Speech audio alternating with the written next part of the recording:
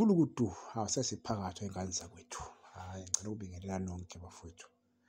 Hhayi ngifuna sike sibuke nalo udaba lolu na-ayikho iPirates izoyiyekela i-league. IPirates inama-game in hand awu-2. Yeah. So far kimi iyi-favourite ukuthi singayiwini i-league. Siyi-favourite ukuthi singayiwini i-league. Why ngisho so?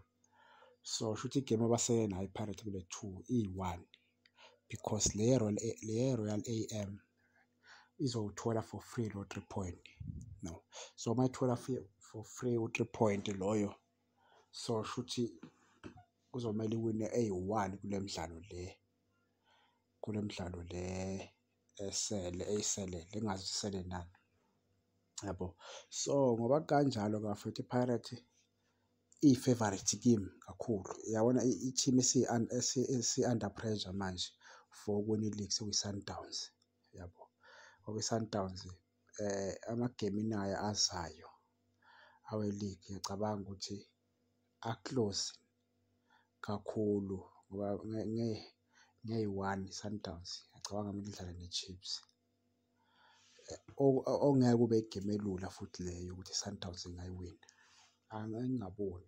Uma kuwukuthi iwinile izobe iwinile futhi kodwa angiboni ukuthi leyo game ingayiwina.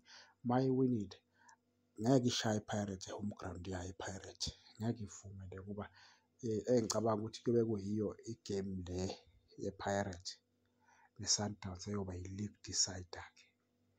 Ngokubuka kwami igame eyobe isibaluleke ukudlula wonke ama-league. So ngokubuka kwami nje mina iPirates angiyibona mina iyi-favourite kakhulu kimi ngokuyiwina i-league. Yabo. Ngoba la magame awu-2 asele kune-Royal AM phakathi.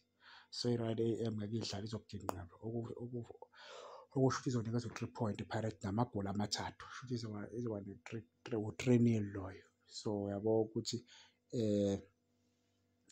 iyayifeva kakhulu. Kusho ukuthi i-Sundowns yona izosishiya iPirates nga-3 point. U-3 point lo abamane bewudlalele ngeyi-15 makuwukuthi ayiwaluzi la magame la. IPirates kumele i-avoid i-lose kula magame lawa.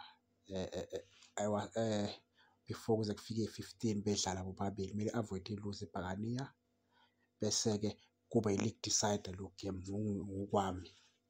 Igame ezoba yi-league decide ukuthi ubani ozothatha i-league.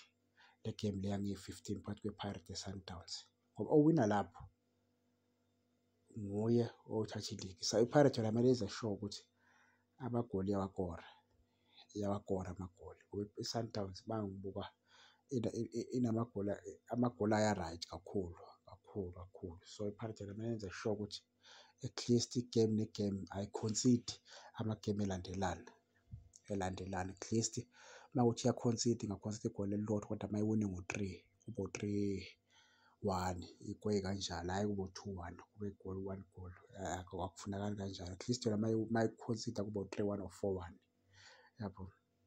Ngoba amagame asele wona.